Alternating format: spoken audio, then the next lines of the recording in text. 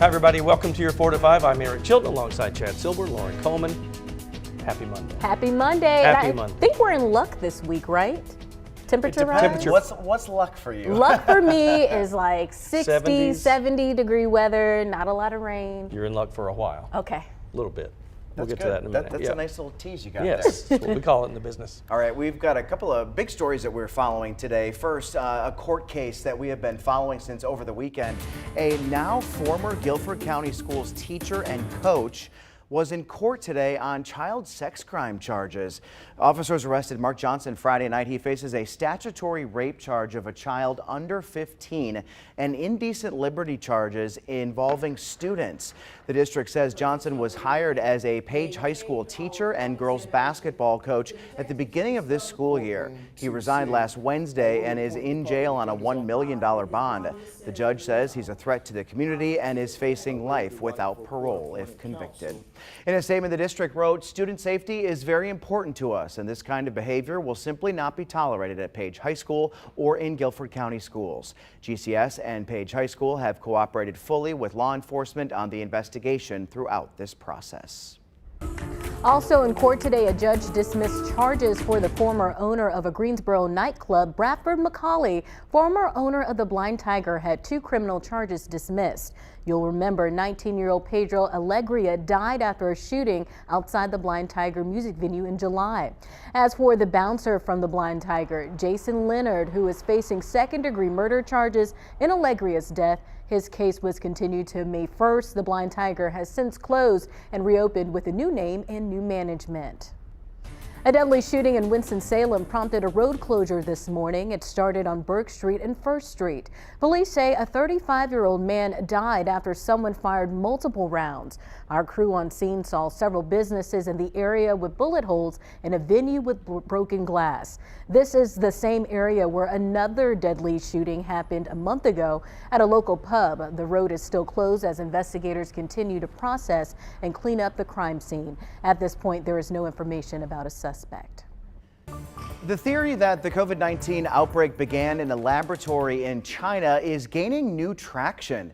The Department of Energy says it has data that makes the theory plausible. It comes as House Republicans launch an investigation into the origins of COVID. 2 sources familiar with the U.S. government's COVID-19 origins investigation tell CBS News there's new classified reporting from the Department of Energy that supports the lab leak theory. The sources confirm the Energy Department is making this assessment with low confidence in the finding, but an earlier analysis from the department also pointed to an accidental lab leak in Wuhan, China. Across U.S. intelligence, there is no consensus about how the pandemic started. There are some elements within the intelligence community that have reached conclusions on one side. There are others that have come to conclusions on the other. Monday, China's foreign ministry spokeswoman responded to the news, saying the relevant parties should stop vilifying China. The World Health Organization said last summer a deeper probe is required into whether a lab accident is to blame. House Republicans are beginning their investigations into the origin of COVID-19. 2 weeks ago, they issued a series of letters to current and former Biden administration officials, including Dr. Anthony Fauci, to turn over documents and testimony. Some GOP lawmakers have been vocal about the lab leak theory. We were completely shut down, called conspiracy theorists, and had our reputations tacked and savaged. There is an intense desire on the part of Republicans here on Capitol Hill, and I hope my Democrats will join us, to get to the bottom of this. Republicans say they also want to know if the U.S. government was helping to fund the research at the lab. Skylar Henry, CBS News, Capitol Hill. The Biden administration says the president specifically requested the national labs, which are part of the Department of Energy, also assessed. COVID has killed more than 1 million Americans. We all love spring weather. That is until our allergies start to get to us. On top of regularly taking allergy medicine, Patricia Williams with Novant Health shares ways to cope this season. A couple more natural ways are good probiotics. I love probiotics. They're great to help us build our immune system. They can help us through this. You got vitamin C that's also going to be very helpful in building up that immunity. Some people like to use those essential oils, and those can be helpful, especially if you diffuse them in the air, such as peppermint, eucalyptus, frankincense. All these can have some very positive impact on our upper respiratory symptoms or our systems as a whole.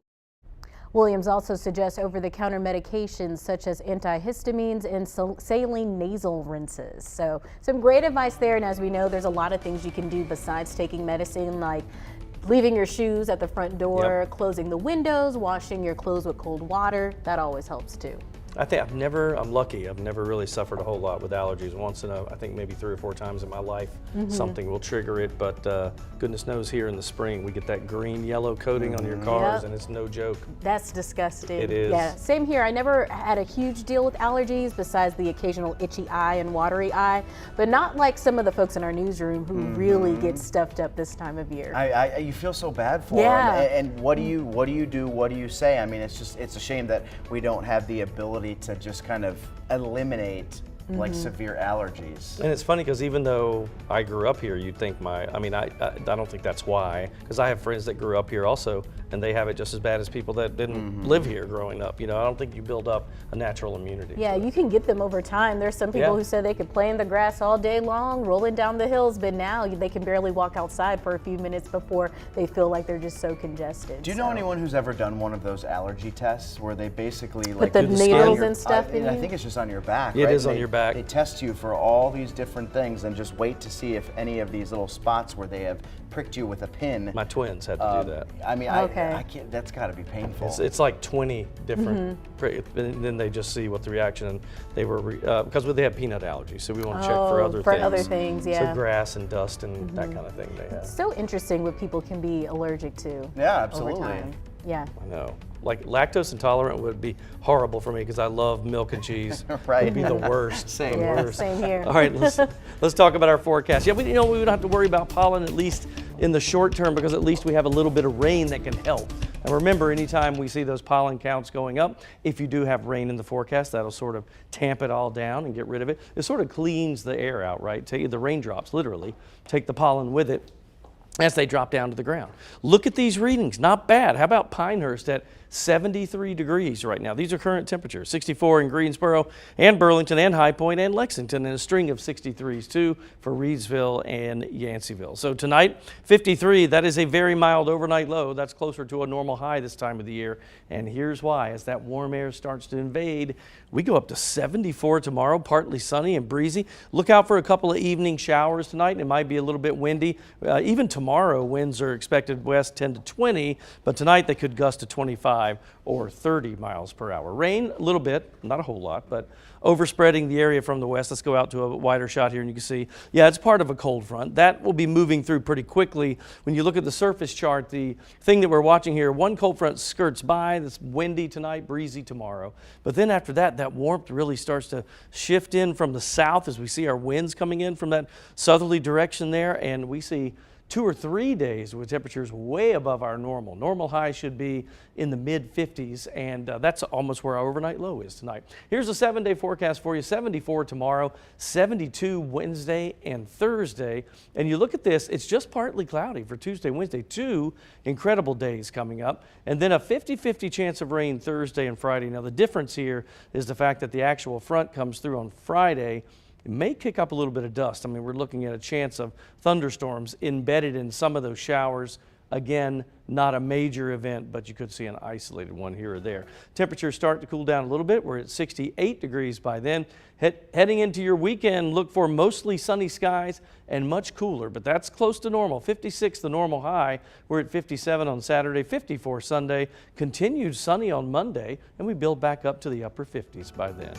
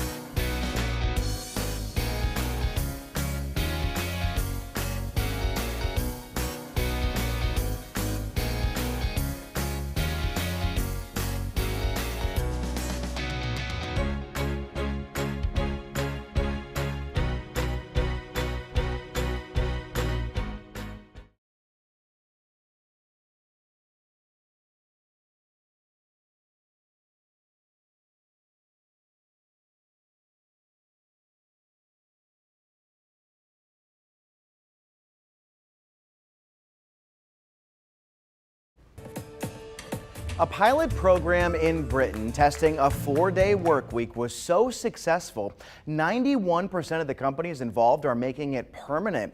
Leaders of a software company in Baltimore say when they started a 32-hour work week, the productivity of the 37 employees increased and so did profits. We've asked the employees to ruthlessly look at their work, get rid of extraneous meetings, extraneous phone calls, paperwork, things of this nature, and reduce down the amount of wasted work. Employees in 4-day-a-week studies have reported less stress, less burnout, and better physical health. A CBS News review found at least a half dozen states to varying degrees are now considering laws to make 4-day work weeks more common. I think this is interesting because, 91% of companies involved in this study are making it permanent. So it's one thing to talk about doing a 4-day work week. We talk about it all the time here. It's definitely a hot topic.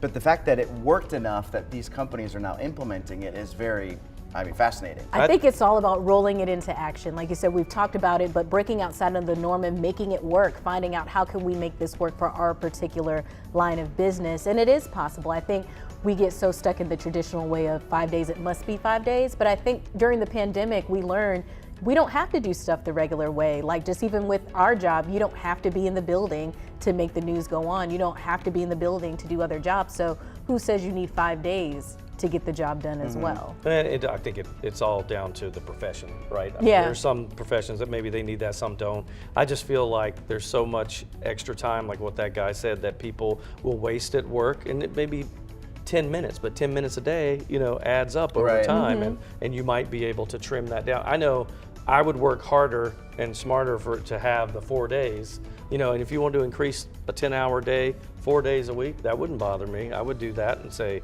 then give me 4 days in a row off or something, I think it's also about retaining workers as well within this great resignation. The biggest thing people said, they wanted more work-life balance. They wanted more time at home, more time to do things in their personal life.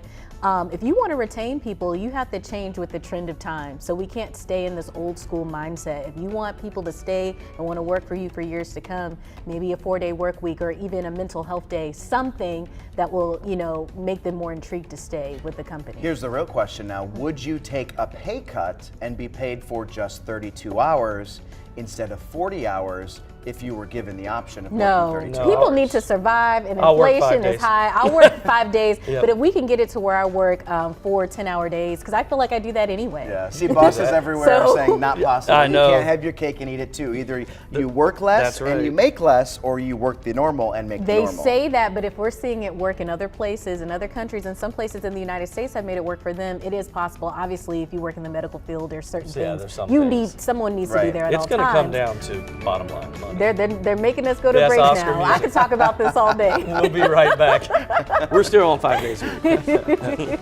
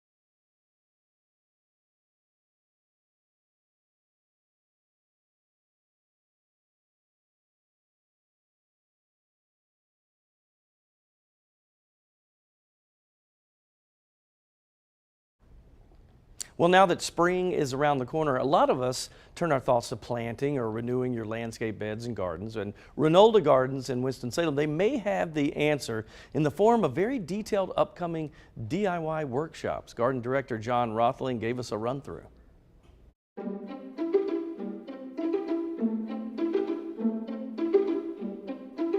So John, this is really cool. I mean, this is kind of a one-stop shop. You know, describe what people will experience when they come to these events. It is for everyone. It's educational sessions from just general information to deep dives on just about redbuds. So that's what I love. There's something there for everyone. So I know it's kind of varied, right? I mean, you guys are all over the place with topics. Talk a little bit about that. So it'll be it could vary. Some are talking about, general concepts like, you come in and we've got someone speaking about, like this Tuesday, the owners of Minglewood Farm and Nature Preserve are talking about what they do, about how they converted their farm to a nature preserve to educate youth. But then you might have a deep dive where we have another lecturer that's talking about redbuds. And it just so happens to be one of my former professors who is behind a lot of the breeding on all these really cool new redbuds.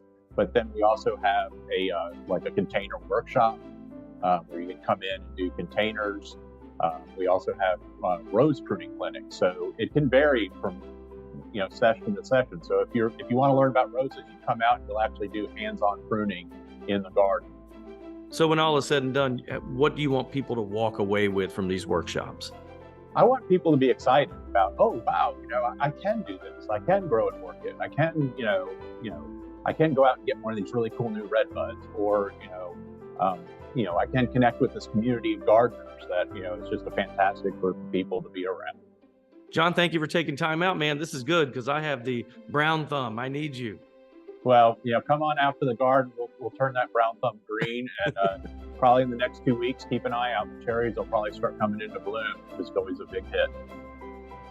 I think Chad and I have a brown thumb as well. I have a dead thumb. I'm working on it though. Now that I got this place, I got a place that I can grow things. I am gonna try this. Didn't you kill a cactus? Did you tell me that once?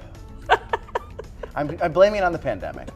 But yes, I killed a cactus. I'm excited for your new garden to be. Thank you. That'll I appreciate be that. fun. And if they've got workshops, Renolda Gardens is a beautiful place. It really is. It's so pretty. He knows what he's talking about. So in these workshops, by the way, when you come in, the topics are all over the place. It's roses one time. Next time it's your grass, like how to keep the grass green. The next time it's landscape beds. So they go through everything. And I think orchids is coming up this week, which that's a big one. That's a tough one for a lot of people. So Is it free?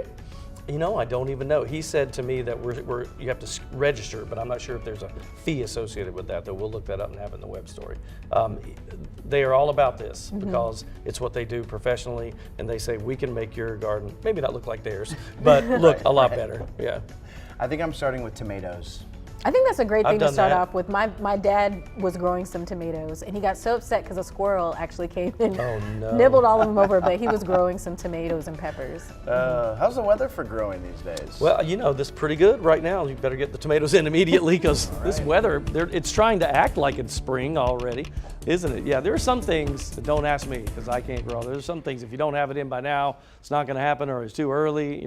Look that up because I'm not your guy. But I can tell you that the weather's helping. 64 degrees, that's not bad. Greensboro, Burlington, and these will be somewhere within a degree or two probably of our official high once we get that from the National Weather Service. That comes in usually around 5 or a little before. 67 in Asheboro, 57 in Mount Airy. It drops to 47 in Galax in the higher elevations. But this temperature is 3 degrees off of a normal high. That's our low tonight. Is 53. Our usual high is 56. It'll be windy tonight, 10 to 15 winds out of the southwest, gusting up to 25 or maybe even 30 miles per hour. Tomorrow, still breezy, not as windy, but still winds out of the west 10 to 20, and you've got a high of 74. Really nice. You look at that, almost 20 degrees above normal for tomorrow. Some rain tonight, so just have the umbrella handy. You'll need it for the next few hours. We're hoping by later this evening that rain moves on. This front quickly gets out of here, and it opens the door for the heat to move in. There's that warm front, and the heat coming in from the southwest, and that stays with us for at least 2 or 3 days. We're expecting high temperatures into the 70s with mid 70s possible tomorrow and then some lower 70s for a couple of days after that. Here's those evening showers we talked about with a low of 53. Long range forecast holding in the low 70s for Wednesday and Thursday. Beautiful days Tuesday, Wednesday. That's sunny to partly cloudy. 50-50 rain chance Thursday, Friday. Maybe even a little thunderstorm on Friday. Not a big deal though. And a high of 68. Much cooler for this weekend. Back to normal. 57 and 54 with sunshine for Saturday and Sunday.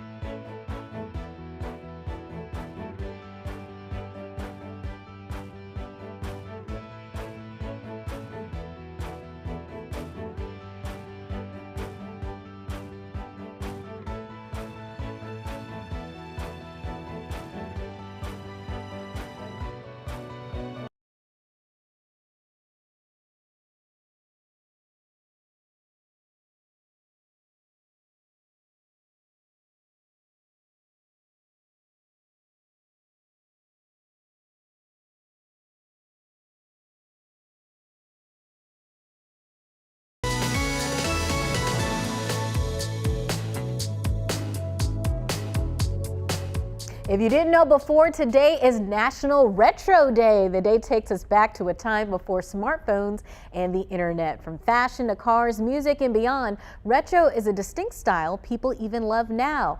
In the light of the day, I asked you on Facebook, what is the best and worst fashion decade and why? Kendall Ford says now is the worst because of skinny jeans. A lot of people agreed with her on that one. Mary Simmons wrote, today's fashions, it seems like everything has to be fitted. Melvin Thomas wrote 1970s worst and best 1990s. Oliver Twist, 1970s best, 1980s worst. Roe Norris, the one we're currently in, I absolutely despise the tube socks and Nike slides look. I have to say with this social, a lot of people didn't follow the rules. I said what is the best and the worst fashion decade, and a lot of people were saying what the worst was, and a lot of people didn't like the current styles and trends. I don't know. I would agree with the 70s was probably the worst. Really? But to me it was hilarious. Like looking back, I think it's so funny. Yeah. Like a terry cloth shirt. Like I remember people wearing terry cloth shirts. That's the crazy. Like the 70s was the most outlandish, I think. I love the 60s. hair from the 70s, like the Farrah Fawcett waves, Yeah, the afros, the feathered colors. For me, I can't say that I have a worst decade, but I love the bagginess of the 90s. I like the colors of the 80s. I like the hair of the 70s. And I even like the poodle skirts and all that of the 60s. From the 50s, I feel like there's something from each decade that I like, but I can't really think of anything I dislike, I just thought was the worst. I think probably the 90s were like just like the grunge era is probably on the low end for me. Yeah, I had like, did you guys ever, do you remember Jenko jeans? Yes, my sister Really had the baggy Jenkos. jeans, Were they like so baggy? Oh, it looked yes, like you're they wearing like an evening gown. Yeah, Yes. the I had those, Jenkos. and They I were thought I kind of like looked a so bell cool. bottom a little bit. I thought I looked so cool, and I looked like an idiot. Do you remember when everybody wore, especially girls, would wear overalls and one undone? Oh They were yeah, like- that's like kind of one- making a comeback Yes, it nowadays is. now. Oh, that's from like Salt and Pepper and Yes, that's TLC. They made that popular too. 80s colors are coming back, which is kind of crazy because all the pastels. I loved all the colors, the big puffy windbreakers with Yep. the different colors. It was cool times back then. I miss my puka shell necklace. That's something I do miss from I've the seen 90s. Chad with that on. We'll be right back.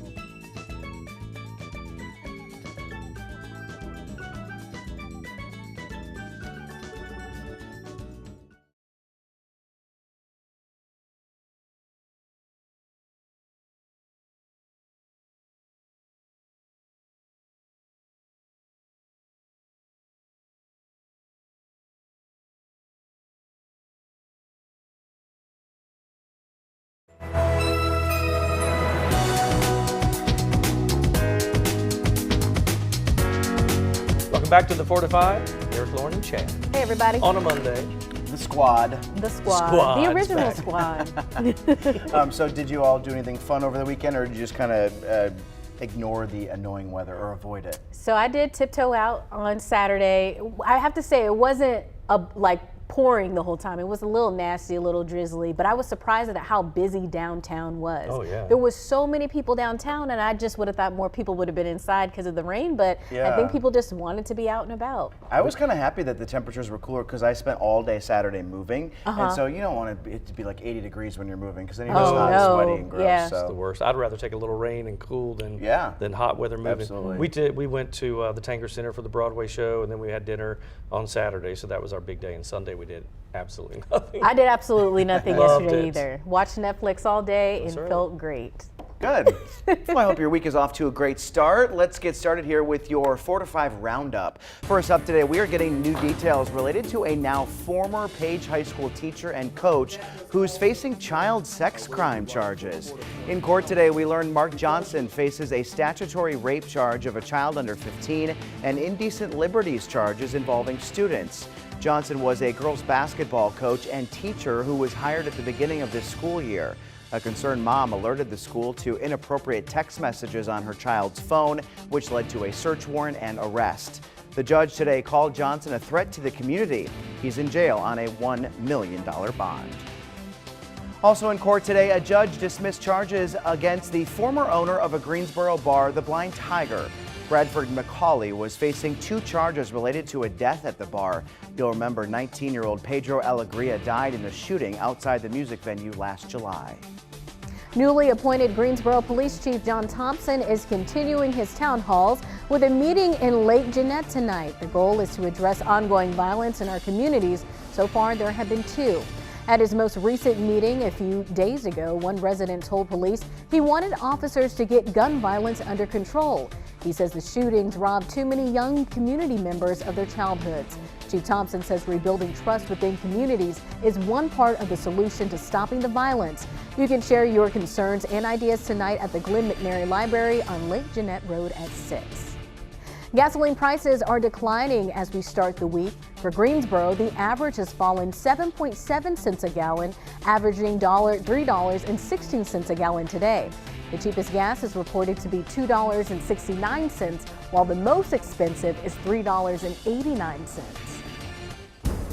Up and down temperatures, it just keeps going on and on, doesn't it? We see these highs one day in the 70s, next day is in the 50s, and then here we are kind of right in the middle today, right? We're looking at 64 in Greensboro and Burlington. High Point and Lexington have the same readings. Look to the south, though. Troy is 70 degrees, Sanford at 68. I mean, yeah, these temperatures pretty comfortable, no complaints. A little rain, we have to deal with that tonight, so that'll be in the short term. As we head into the evening, you'll see that 53-degree overnight low. Winds might be a little bit of a problem tonight out of the southwest, 10 to 15. They could gust up to 25 or 30 miles per hour. So a windy night tonight, but then they relax a little bit tomorrow. It's still breezy, though. Winds out of the west 10 to 20. Tomorrow, though, look at that temperature. Partly sunny, breezy, and 74. That is a beautiful day. You look at the radar, you can see the rain starting to move in. Wilkes County having a little bit of that. Also, Mocksville with a moderate shower. And we're seeing a little bit to the north as well along the border of Virginia from Mount Airy all the way over to Danville, just kind of scattered light showers. Not a huge rain event, but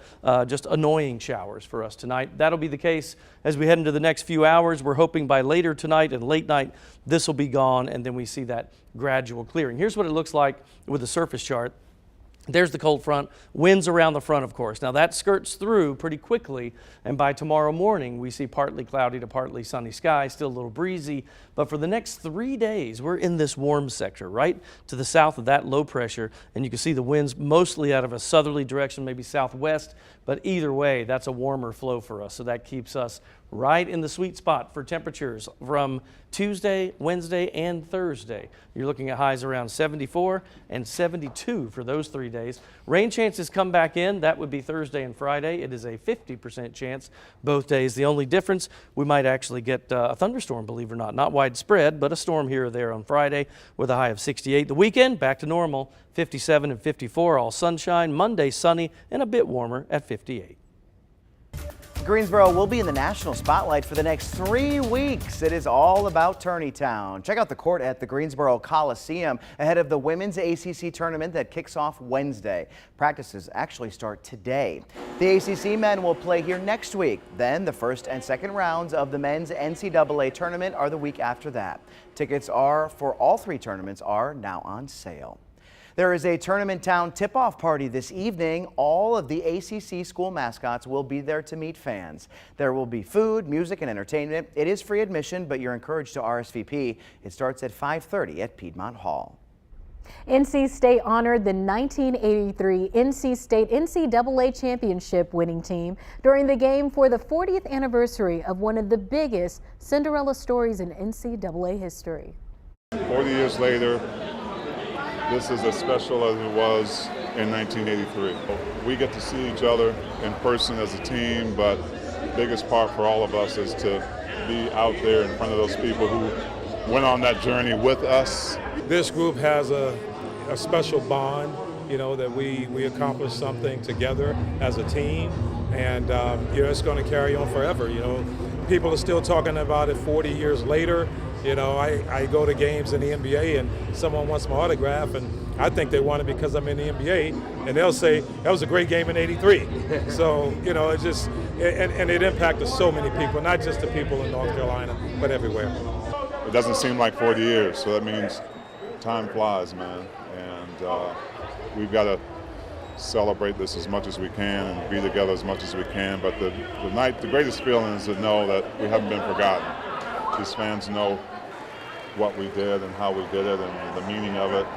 So I'm blessed to be back here with my guys and Wolfpack Red, baby, all the way. Love that. We'll never forget that because I was in high school and nobody gave him a chance. I mean, nobody. And then every game, they called him the cardiac pack because every game would give you a heart attack watching. They'd win on the last second shot. They'd pull away at the last minute. It was just the most Cinderella story ever seen. Valvano had started in 1980, and then they won this championship in '83. And I didn't believe they had a chance against Houston because they were called Phi Slamma Jamma. So everybody's like, no way. I went on a date with my girlfriend in high school, came back in last second, opened the door, and my brother and my dad were jumping up and down screaming. I said, no way, I missed it. Came in and I got to see the aftermath, but it was crazy. Those make for some of the best stories, like almost like a movie script in a way. It should be. And I love that 40 years later, NC State, they're doing pretty good right now. Well. I know that's hard for you to say. Well, they're doing better this year, I think, than they probably were that year. I have to look at their record, but it was insane the way nobody really gave them a shot at anything that year. It's crazy. I know a lot of probably yours too, NC State friends who are just excited, pumped that this year has been looking good so far. Yeah, and that's the last time they've gotten to that championship games. They'd love to get there again if they could. Well, also on TV, you might see a familiar face on a game show tonight. A Winston-Salem man will be on Jeopardy as part of the high school reunion tournament. Rohan Kapileshwari is a former teen contestant returning to tonight's game. We talked to him years ago as he competed the first time around. He's now a senior at the University of Texas, Austin. Catch him in action tonight on WFMY at 7:30. Another North Carolina face is also playing to win this week. Nina Lance from Denver, North Carolina will appear on Wheel of Fortune. She'll be spinning to win on Wednesday, and you can watch at 7 p.m. right here on WFMY News 2 as well. Well, you know, game shows have been an American favorite since really the beginnings of television, even into radio, and they've really changed over the years. So I asked you on Facebook what your favorite all-time game show. Susie said, I love the Newlywed Game from back in my time, and I'll always love Price is Right. Angela said, The Price is Right, loved Bob Barker as the host. He was always fun and made the show appealing. Lucille said, Wheel of Fortune, because I can actually answer, unlike a lot of Jeopardy questions, only a few now and then. Brenda Carroll said, The Price is Right, Let's Make a Deal, and Wheel of Fortune, and Jeopardy. She said, I'm retired, so I watch all of them every day, and I DVR Wheel and Jeopardy so I don't miss them. Add Price is Right at night into that group as well. Wow, she's all Channel 2. Candace says, Hollywood Squares. I loved that show back in the day. She said their answers were hilarious. Charlie Weaver, Rosemarie, Paul Lynn, Harvey Korman. Can't beat comedy like those days. They were a hoot giving those off-the-cuff funny answers. Now, I put Candace's comment in there for a reason. So I love TV history, and especially game shows. It's kind of a thing for me. They were given the answers, some of those stars ahead of time, to come up with funny answers, but it did not affect the outcome of the game. They would just have a funny, they'd say, this is going to be one of your questions. Come up with something funny. This is for Hollywood Squares. It makes sense because I've seen those shows and I'm like, they're so witty, they're so quick with it. Yes. But no, okay, that makes a lot of sense. Yeah, this is pre-Tom Bergeron years though. I'm surprised no one said Family Feud. Although, that is my favorite game. There were 2 Family Feud comments, but one of them went all the way back to Richard Dawson. They liked it when he hosted it, but that was at the beginning of that show.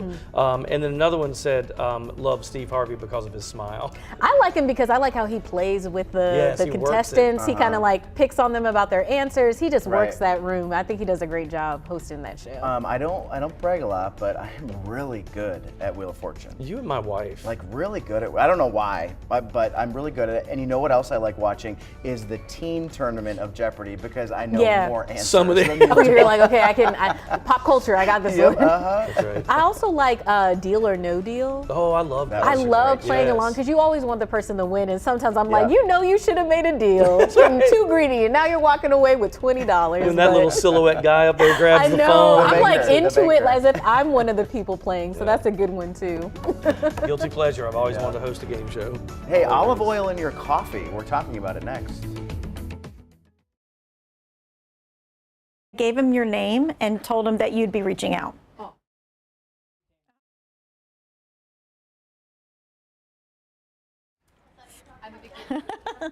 Hey, ice cold milk and an Oreo cookie, they forever go together like a classic comedy. I know, right?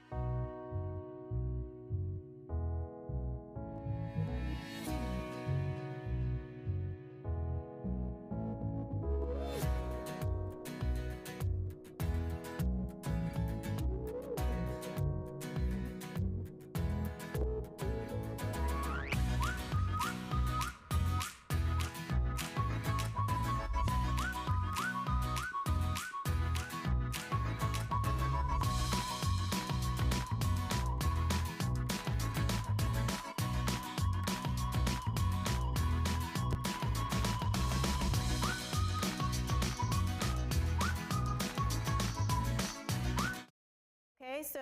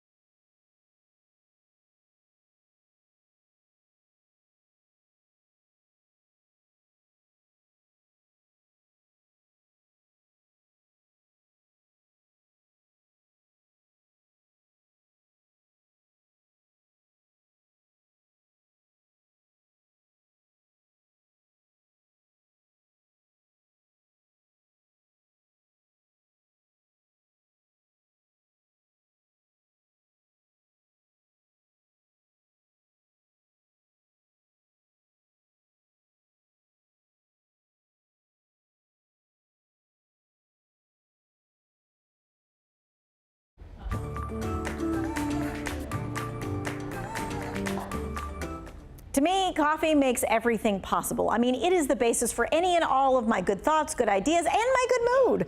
Of course, the standard is black coffee, right? Nothing in it. You can find it from a gas station to a five-star restaurant. Then, of course, there's coffee with the sugar and the cream.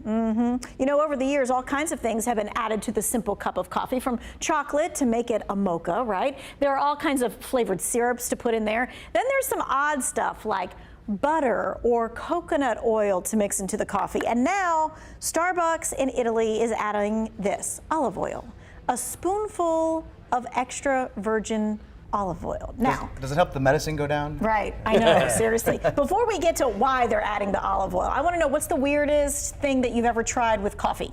Butter. Butter. When I was trying the ghee. I was trying when I was trying to do keto. I put it in a blender, and it made a frothy top to it, and it actually was kind of creamy. Okay. But that was probably the weirdest, besides like cream and sugar. But you wouldn't actually drink it like that on a daily basis. No, had I not heard about this diet, that would not have been something that I was it, would but have you tried. liked it, okay? I mean, I liked it for the diet, but Yeah. I don't prefer it to other things. Yeah. Okay. I don't think I've done anything necessarily. I would like, me, I would like it to be spicier somehow. If I could do a spicy coffee, I would do that. I'm a freshman coffee drinker, so I just bland. Just give me the normal stuff. Like maybe vanilla or something like that.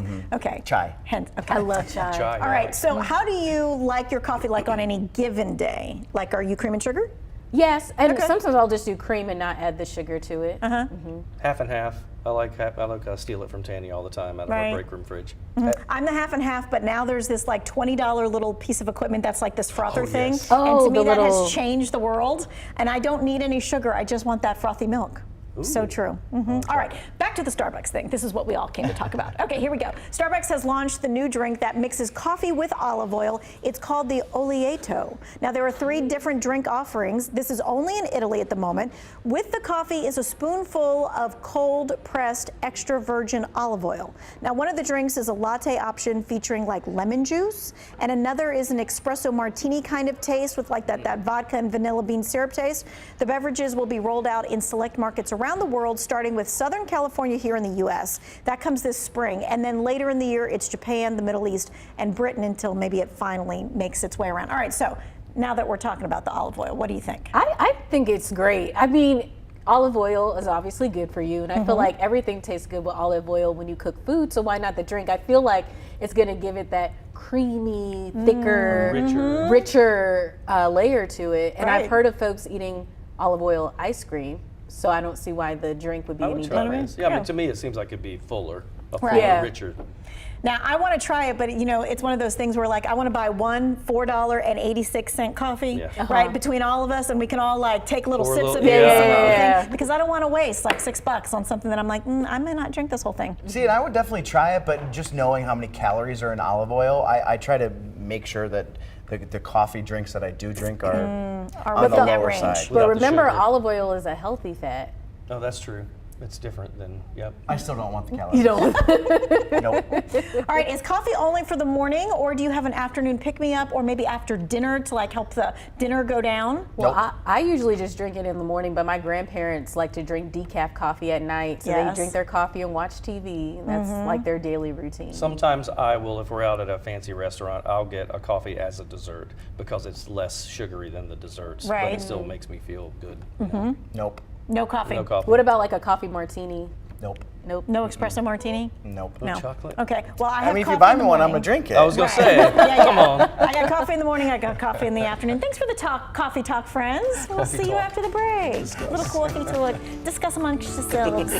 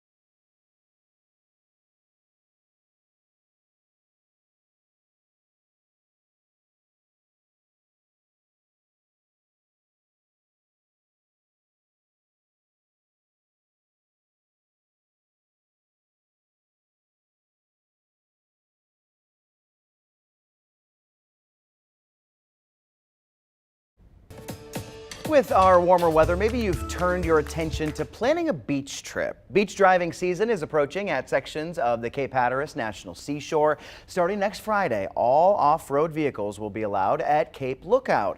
A permit is required for some areas, but it's good for the entire year. Night driving is limited to certain times because of nesting sea turtles. I've never done it. Have you? No, and I've always wanted to. My sister went to Daytona Beach back in the day just because of that. Yeah. That you could drive. You could drive your regular car. It didn't have to be an off-road style right on the beach. I don't know if they allow that anymore, but that would be a cool thing. That would be cool. I would love it. Very nice scenery, but I've never done it before either. I wonder what. I guess for me, I'd want to do it at like dusk, when it's getting to be Like the sunset time? Yeah, just because it's just kind of cooler and you could roll the window down. Because I hate hot weather. So Yeah. when it gets too hot, I'm like, roll the windows up. I'll look at it from the inside of the car. You'd probably be better off doing the sunset since the sun rises from that side and you can actually see it. You can't see it. You're running into other cars. They'd be blinding you. Good thing that they don't do it with around or at the time of the nesting sea turtles. I would love to go out there and be one of the gawkers, when the sea turtles start hatching and go down into the water. That could be a story, Go to Holden story. Beach. Holden Beach, they take their sea turtles seriously, and they don't allow lights on the backs of the houses at the beach so that those turtles the little ones will find their way to the ocean because they turn around and start going to the light. Love that. Yeah, it's really cool. All right, let's talk about a forecast. You'll feel like it's late spring, at least, with some of these temperatures that we have on tap for you. I mean, look at this broad picture of temperatures, and we'll start coast side since we were mentioning that then. Wilmington, 66. Charleston, South Carolina is 79 degrees. It's crazy. 76 in Columbia, 64 in the Triad. It's comfortable here, and we're going to get warmer tomorrow. Now, the hour by hour tonight, as you head to about 8 o'clock, we're at 63. It's a slow drop in temperatures. In fact, we only drop it down to the low 50s by tomorrow morning, and you could see a shower even as late as, say, 8 or 9 o'clock. We think after that we see some gradual clearing, and that low tonight of 53, our normal high this time of the year, is 56 degrees. So that is almost upside down temperatures. Couple of showers. Keep an umbrella handy, as we mentioned, into the evening. But then once this cold front leaves us, and by the way, we have to mention winds. Winds tonight gusting up to 25 or 30 miles per hour. So it will be a windy night, but a breezy tomorrow as the systems kind of move away from us and allow the winds to relax. The winds come in from the south, and that warms us up. And here's your 7-day. Low to mid 70s for the next 3 days. Rain moves in for Thursday, Friday. It's a 50-50 shot with maybe an isolated thunderstorm on Friday. Your weekend is back to normal sunshine and mid to upper 50s.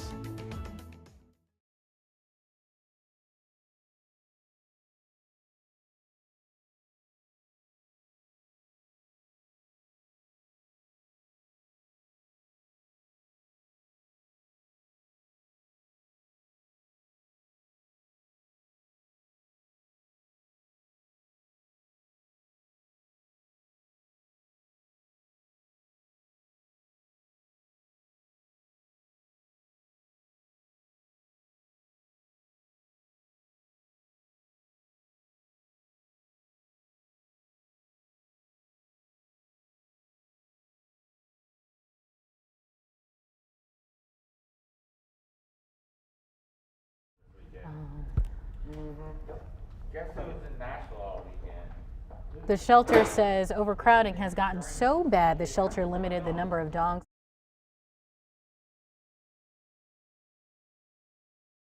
There, 1, 2, 3, 4, 5, 6, 7, 8, 9, 10. We are walking to the studio. It's called milk and an Oreo cookie. They forever go together like a classic combination. Mic check, 1, 2, 3, 3, 2, 1, 1, 2, 3, 3, 2, 1. Boom, boom, boom, boom, boom. Let me get that boom, boom. Mic check, 1, 2, 3, 4, 5, 6, 1, 2, 3, 4.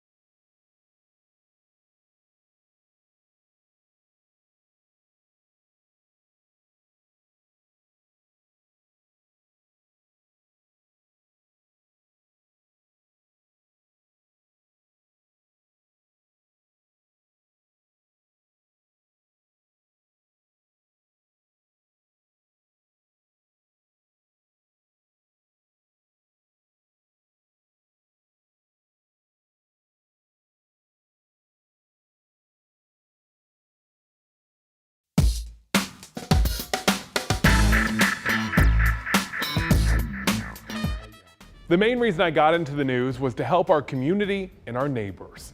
That is why it's painful whenever we get an email or a call from someone who has a story so bad that I have to say, you probably should get a lawyer.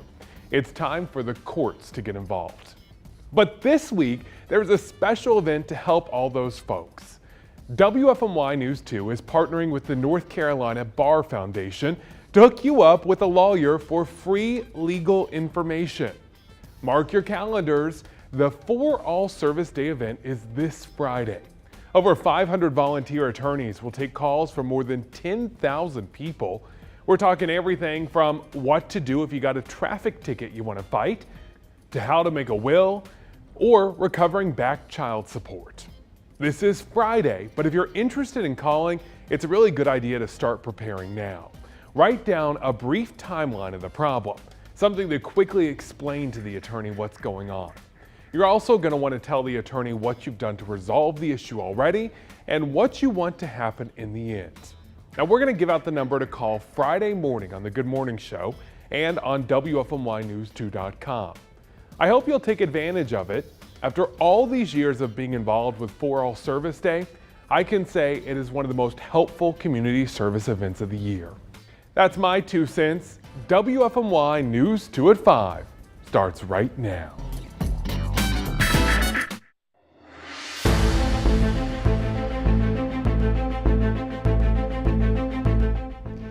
An alarming crime caught on camera. A husband and wife say they were attacked by a man holding a box cutter in Greensboro. This happened in broad daylight while kids played in the front